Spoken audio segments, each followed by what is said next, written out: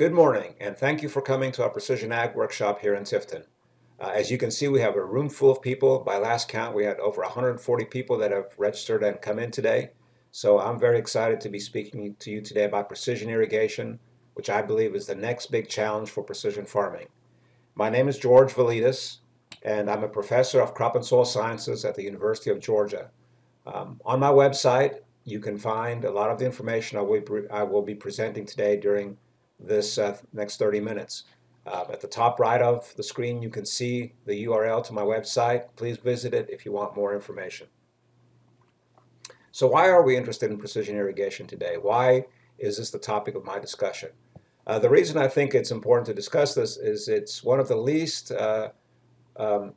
issues that have been discussed in precision agriculture over the last 20 years. We have learned a lot about how to apply variable rate nutrients, variable rate insecticides, herbicides, and so on. And we've developed a lot of sensors that help us do these inputs. On this slide, you can see some NDVI maps created from the Green Seeker sensor. We use algorithms that have been developed at various universities to apply nutrients on the go using these algorithms. But we haven't done much with precision irrigation. On this slide, what you see is a yield map of a cotton field that is nearby here in a county called Irwin County. And you see a lot of different colors on this map. The reds indicate low yields, the yellows indicate moderate yields, and the dark greens indicate high yields. What strikes my interest in this map is that you see some patterns of concentric green circles. These green circles are caused by leaks in the center pivot irrigation system. And so what you see is that the leaks have resulted in higher yield. The yield map allows us to go back and do an economic analysis of how much more yield we've gained in these areas, whether the gain in yield is worth the economics of putting on more water. And so precision irrigation is more than just being able to apply water precisely. It's also about making proper economic decisions using the information available. What's also interesting about this map is that you see around the perimeter of the circle, you have some bright red areas. These are the areas that were not irrigated by the pivot, and so we have significantly lower yields in that part of the field. This slide shows you a bullet list of reasons why we should be using precision irrigation. And several I've already discussed, but the bottom bullet is really as important as all the other bullets because it's expensive to irrigate. And I'll show you over the next few slides why this is such an important issue for us. This here is a field from the southwest part of the state. It's a field that has a lot of topographical variability and a lot of soil variability. But what is it that strikes you about this field? I'm asking someone in the audience now to respond. Okay, the gentleman on the left here is saying that the areas that strike him are these areas that look like they're wet. They're wetlands, indeed. 37% of this field is in non-farmed areas. So what happens is that as the pivot goes around, it applies water in all these non-farmed areas. The total area of the field is 228 acres. The non-cropped areas are 84 acres. If we do a simple multiplication using the cost to apply an acre-inch of water that the UGA Extension Service uses, we come up by 84 acres times 11 acres per inch equals $924 per inch applied. If we multiply that by 10 irrigation events per year, we have $9,240 used to apply water on areas that are not irrigated. So what can we do about this? Do we have technology? Do we have the means to change the way our pivots apply water over these areas so we don't waste this money? Indeed we do, and that technology is called variable rate irrigation. This is a technology that was developed at the University of Georgia by the Precision Ag team at this university and has now been fully commercialized. But first, before I get into the commercialization, I want to show you how VRI works. So this animation shows you a pivot moving around a circle in a field that has a variety of features. You notice as it goes over the pond, some of the sprinklers turn off. As it goes over a wet area, some of the rates change. It turns off over the overlapping pivot, puts on a different rate over the sandy area. So in general, what's happening is that the water rates are changing along the length of the pivot. This is the dramatic innovation of variable rate irrigation. It's not that we're changing the rates by changing the speed in pie shapes. It's that we're changing the rates of water as we go around the circle along the length of the pipe. In this next little video, I'm actually going to show you how this is achieved. So typically what happens is that when we want to change the rates coming out of a specific nozzle, what we do is we cycle the nozzles on and off. So in this particular example, you can see we're trying to put on about a 50% rate. So we cycle the sprinklers on and off, on and off. So they're on half the minute, off half the minute. And the percentage of time that they stay on is a function of how much water we want to apply. We can combine this with speed to get 20 to 30 different application rates that we can apply per sprinkler along the length of the boom. So as I mentioned before, this technology now is mature, the patent has expired, and many of the large irrigation companies are now offering variable rate irrigation in their portfolio. This is a snapshot from the Lindsay Zematic website. They have technology that allows them to retrofit and also be proprietary to their pivot panels. Valley is also offering variable rate irrigation for their pivots. I think theirs is not a retrofit system, but it comes directly with a new pivot. Rinke also has a system of their own. And there's First Water Ag, which is a variable rate irrigation provider that is a retrofit system only. In other words, they provide a retrofit kit so that you can convert any center pivot irrigation system into a variable rate irrigation enabled pivot. I have some numbers from First Water Ag on what it takes to install a variable rate retrofit on a pivot, and these are examples from a couple of years ago, but you can see from the numbers there in the middle of the slide that the cost, the initial cost is the biggest cost. So going from a 25-acre pivot to a 75-acre pivot doesn't triple the cost, it adds about 50% to the cost. So this is not a very expensive technology considering the overall cost of the pivot and considering the numbers I showed you earlier about how much money you can save in a year by reducing application of water on non-farmed areas. So here's back to that example. You can see here there's a First Water Ag VRI system that's been applied to this pivot. The non-farmed areas now are all non-irrigated. This is a simple on-off implementation of variable rate irrigation. In other words, the rates over the farmed areas are not changing. They stay constant, but the sprinklers are turned off over all the non-farmed areas. And again, we have a 37% water savings with this approach. So up until this point, we've talked about variable rate irrigation only in the sense of turning the water off on the non-farmed areas. But what about varying the water rates over the farmed areas? Can we gain some agronomic benefits from this? The answer is yes. Our plot studies at many field sites all across Georgia and in many other states show that if you put the right amount of water on the crop at the right time, you maximize your yield gains and you reduce the amount of water that's required. So let's talk about varying the rates over the farmed areas. Here's an example of a center pivot irrigation system in Screven County, Georgia. This is a pivot that's farmed by Mr. Joe Botiford. You can see in this slide that there are very few areas on this pivot. I'm using my pointer here to indicate these where the water is turned off. These are the blank cells. The rest of the pivot is being farmed. It doesn't have many non-farmed areas, and each of these areas that have uniform color are irrigation management zones or areas that receive the same rate of water. So what's going on here is, let's say this dark area here is receiving 1 inch of water for every application.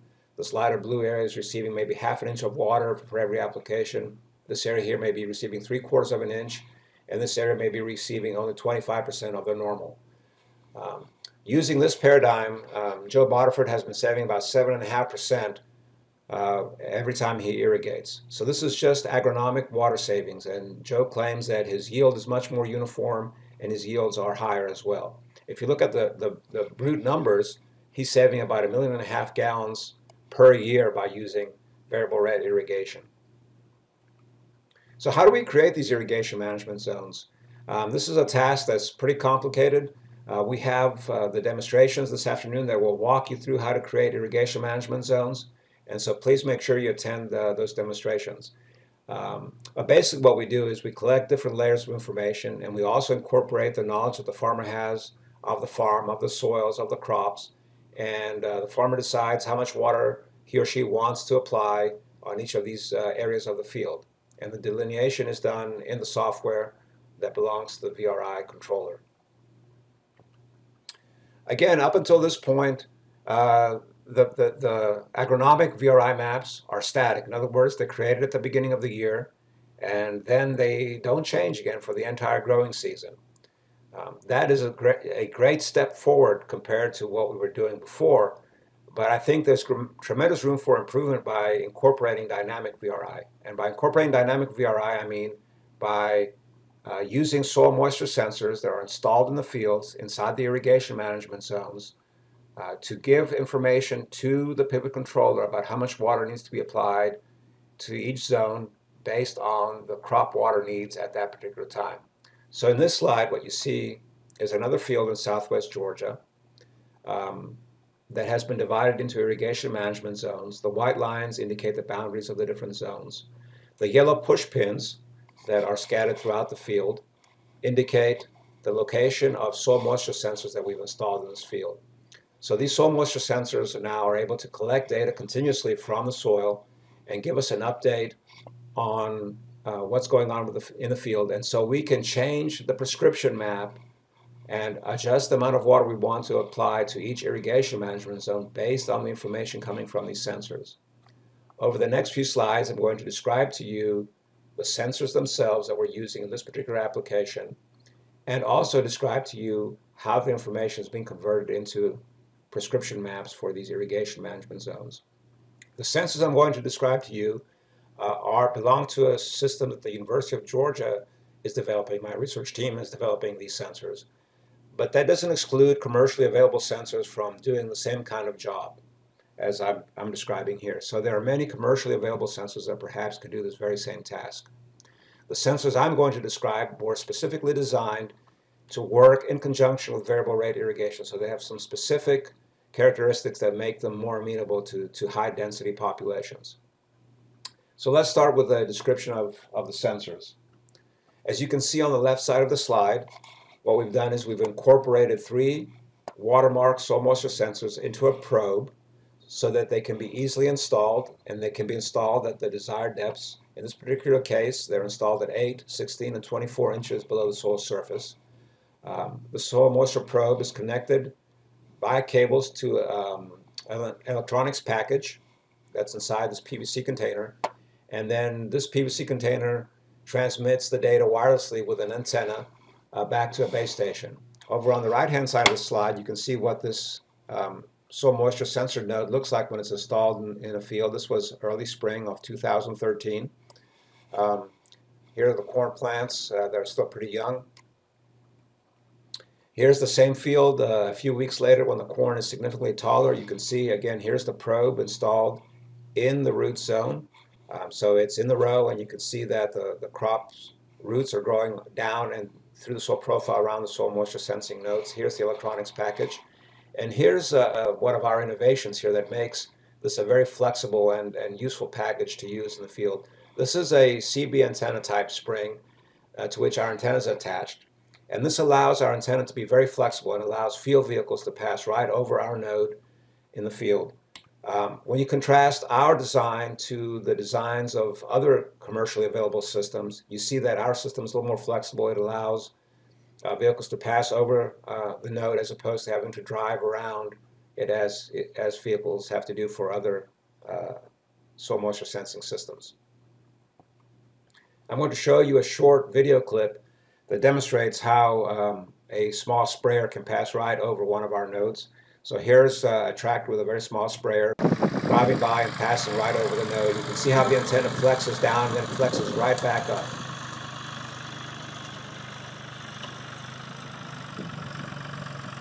So we've had this design in the field for about 3 years now. We've installed well over 200 nodes in a number of different fields. And only in one instance have we had an accident where our antenna was damaged by a field vehicle passing over, and we're not sure why that happened.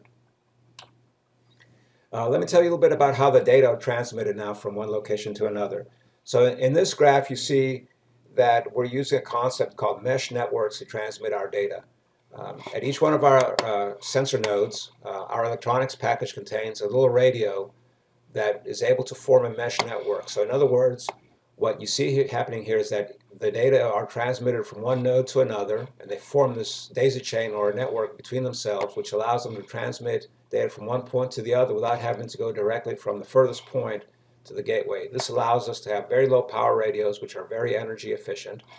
This whole system, probe and all, is powered by two AA batteries, which are hidden behind the circuit board. So the mesh networks allow us to overcome field obstacles as well, like small hills. And so as long as one node can see another node, we're able to transmit the information back to the gateway. At the gateway, the data is accumulated. Here you can see an example of a data file, a data packet that's transmitted from the gateway back to our FTP server, which I'll describe in a few minutes. But you can see here we have 10 nodes in the field. There are 10 data rows in this field. We have a number of parameters we're transmitting for every node: the battery life, the voltage, and the percent of full voltage that's available.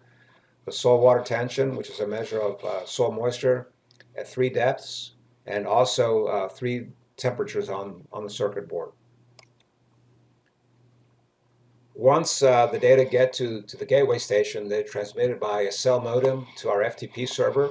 And at the FTP server, the data is processed and is displayed graphically so that all participating users can see this data using any internet-capable device. This includes a cell phone, a tablet, a traditional computer. Any internet-capable device can access this data.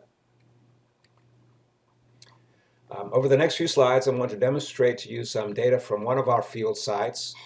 Again, our field sites are located in southwest Georgia, in the lower Flint River Basin, and those of you that are from the state understand this is a very important area for us right now because it's the area that has about half of all the center pivots in Georgia, and it's an area where agriculture is very intensive and a lot of agricultural water use takes place. Over the past 2 years, we've deployed our sensors in 10 fields. The fields are clustered around 2 locations. 5 of the fields are located around Leary, Georgia, which is a town southwest of Albany, and 5 fields are located around Colquitt, which is a small town in the very southwest part of the state. When the participating farmers log into the FTP server, what they see is this user interface. We call this the University of Georgia Smart Sensor Array Data Portal. Each user has a username and a proprietary personal password, which allows them to see only their field sites. The website itself is called flintirrigation.com. Excuse me, I went in the wrong direction. So when the user logs in, they'll see the fields that are part of their portfolio. In this particular case, the participating user is Adam McClendon. These are 2 of the fields that Adam had enrolled in this project during the summer of 2013. When Adam logs in, he can see all 5 of the fields that he has enrolled. He can click on the image of any field and will be able to see the data from this field. So this is the field I showed you earlier. In 2013, it was in corn. And I've taken now 4 snapshots of the data from the 12 nodes that were in this field just to demonstrate to you the variability in soil moisture that we see in this field. So on the top right of the slide, you can see again the image of the field. I've indicated the 4 nodes, node 2, node 7, node 3, and node 8 in clockwise fashion around the graphs here. Let me explain the graphs to you now. Along the x-axis, the bottom of each graph, we have time from a few days after planting to a few days before harvest. So it's the same for all 4 graphs. Along the y-axis, or the vertical axis, we have soil water tension, which is a measure of soil moisture. I've also color-coded this, so we're going from wet at the very bottom, 0 represents saturated conditions, to about 120, which represents pretty dry conditions. The green areas indicate ideal soil moisture conditions. The yellow means that we're drying out, and red means that we're to the point where the soil is dry enough that we're causing yield losses to our crops. So you can see by looking at these 4 snapshots from the same field that there's a lot of difference in soil moisture condition through the growing season. I want to emphasize to you that in this particular field, the whole field was receiving the same amount of water the entire growing season. the only areas that were not getting water were the areas that were non-farmed. So we had VRI enabled pivot here, but only the non-farmed areas were getting turned off. All the rest of the field was receiving the same amount of water every time irrigation took place. So here under node 2, I think you can see what I would describe as sort of the ideal soil moisture condition. We're at all 3 depths. The soil moisture is below 40 or 50 kilopascals. I consider that to be ideal for corn. But at node 7, you see that during the tasseling period of the growing season, for many weeks, we had soil moisture condition that was not ideal for corn.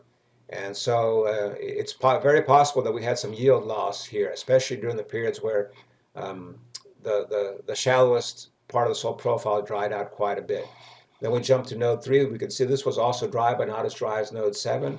And then we go to node 8, and you can see that node 8 stayed particularly wet. Again, I want to emphasize to you that these 4 graphs demonstrate better than anything I can say verbally how different soil moisture can be in a field that's receiving the same amount of water. And this is the most compelling story that we have about why we should be using variable rate irrigation and why we should be using soil moisture to tell us how much water to apply and when to apply it.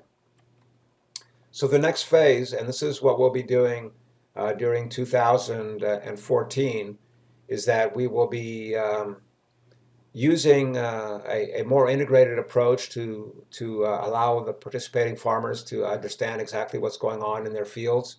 You can see here in the middle of the graph that for each irrigation management zone, we'll be using the data from our soil moisture sensors to recommend an irrigation recommendation. And so, for example, this irrigation management zone would be getting ½ an inch based on the soil moisture data. This irrigation management zone would be recommending 3/10 of an inch. This one would be recommending no moisture be added. This one would be recommending 1 inch. And this area would be recommending 3/4 of an inch. So we are meeting the soil's water demands, trying to bring the soil profile back up into the ideal soil moisture condition. In addition to that, we're going to be incorporating a high accuracy precipitation forecast. We are working on a project with IBM. We're partnering with IBM to develop some very high accuracy, high resolution precipitation forecasts so that when the user comes to this interface, they'll be able to see whether there's a chance of a good rain in the next day or so, and they can make a better decision about whether they should irrigate today or wait for a day or two to catch that rain that's forecast. I'd like to transition now to something different. Remember, at the beginning of my presentation, I made the point that we're not just talking about using precision irrigation tools, we're also talking about using information to make better decisions. And some of those better decision tools are coming in the form of smartphone apps. The smartphone apps that I want to describe to you today are part of a suite of apps that I'm developing with some colleagues at the University of Florida. We're developing them from 4 different commodities. One is for citrus, one is for urban lawns. So any of you that have lawns which you irrigate at home, you can use this app to better schedule irrigation on your lawns. So instead of using a timer, you can actually use this app to tell you when to turn the water on and for how long to irrigate. We have an app for strawberries, and the one I'm developing is for cotton. And I'm going to spend a few minutes describing to you how this app works. All the apps are using evapotranspiration as the basis of how we make irrigation decisions. So we're using theoretical Penman evapotranspiration that's calculated from meteorological data collected from a network of weather stations I'll describe in just a moment. We're multiplying that reference evapotranspiration that's calculated from the met data by a crop coefficient. The crop coefficient changes over the period of the growing season. Here you can see the curve that we're using for cotton. The bottom axis is growing degree days over the growing season, and the crop coefficient changes as we reach different growth stages of the plant during the growing season. And those growth stages are triggered by reaching certain accumulated heat units. It's very important for these apps to have accurate precipitation and irrigation information, as you can see highlighted in the bottom bullet. So at the moment, the apps are using the closest weather station to them, to the field that's enrolled to estimate precipitation, and is incumbent on the user to add the amount of irrigation that's applied. Right now, the apps are working in Georgia and Florida. That's primarily because we have easy access to the very good weather networks that exist in these two states. Georgia has 85 weather stations, and Florida has somewhere in the 30s, the number of weather stations. Here are some snapshots from the app. The one on the far left shows you the desktop with the 4 different apps on it. The middle image shows you the steps that you would take if you were registering a new field. The app uses the GPS location of your smartphone to identify where you are. If that's where your field is, you can just say yes. If not, you can drag this push pin to wherever the field is located. You can give the field a name, you give it the planting date, and then the next step is that the app identifies the closest weather stations to the field and asks you to select the weather station that you want to serve as your home weather station. And it's logical to pick the weather station that's closest to you. So, for example, in this case, I selected the Tifton Bowen Farm weather station, which was the closest one to me. This is the main user interface screen. It provides a lot of good information. It shows you all the information about the field that you are asked to provide. On the previous slide, you selected the soil type in addition to the home weather station. So this reflects that we selected sand for this particular soil type. Here is the soil profile water balance. We're providing a percent deficit of a full water profile every day, given to you in terms of percentage as well as in terms of inches. When we reach the 50% deficit, you'll get a notification that tells you you've exceeded 50% deficit and it's time to irrigate. If any of the numbers that show up here are incorrect, or you've got a better estimate of how much rain was observed and what the weather station is reporting, or the amount of irrigation you initially reported is different from what you actually applied, you can change this by thumbing up and down these numbers. We did a study at the Stripling Irrigation Park, which is located in Camilla, Georgia, during the summer of 2013. This is a comparison of the Cotton App irrigation scheduling tool compared to other irrigation scheduling tools, and you can see that for conservation tillage, we had the highest yield and one of the lowest water usages, and we also did pretty well for conventional tillage. So we have a lot of high hopes that this smartphone app will be very useful and will not only provide good yields, but will also provide good water use efficiency for the amount of water you have available to you. The next steps for this app is that it's going to be available both on the iPhone and the Android platforms sometime towards the end of March, perhaps the beginning of April of 2014. Right now we're beta testing it with between ourselves, but this summer we hope to have county agents and some farmers evaluating it and letting us know how it works. And then we will expand its footprint to include Alabama and South Carolina by the end of this calendar year, we hope. With that, I'd like to end my presentation, and we'd like to take a few minutes to answer any questions. I'll repeat the questions from the audience so that those of you that are in the auditorium can hear the question. Are there any questions for me? There's a question from the gentleman in the back asking if the soil moisture sensors that I described are commercially available. The answer to this question is that the First Water Ag, the company I mentioned that has the variable rate irrigation retrofit system, they've licensed the technology from the University of Georgia. They hope to have it on the market by 2015, and so it's not commercially available yet. But as I also mentioned, there are many other soil moisture sensing systems that are available. Some of the consultants that are here today are also using a variety of sensors. The advantage of our sensor is that it should be cheap enough to allow for a high density of soil moisture sensors to be installed so that you can have dynamic VRI control of the sensors. There's another question from a gentleman asking if it's possible to put VRI retrofit on any pivot that's on the market. And the answer is that depending on the VRI system that you select, the answer is yes. First Water Ag is capable, I think, of providing retrofit to any pivot that's out there, provided it's not very high pressure. And even in those cases, there are solutions to the problem that may cost a little more money. I also believe that the Lindsay system is a retrofit capable system. In other words, you can get a Lindsay VRI system to work on other non-Lindsay pivots. Okay, thank you very much. If there aren't any questions, I'll turn this over to the next speaker.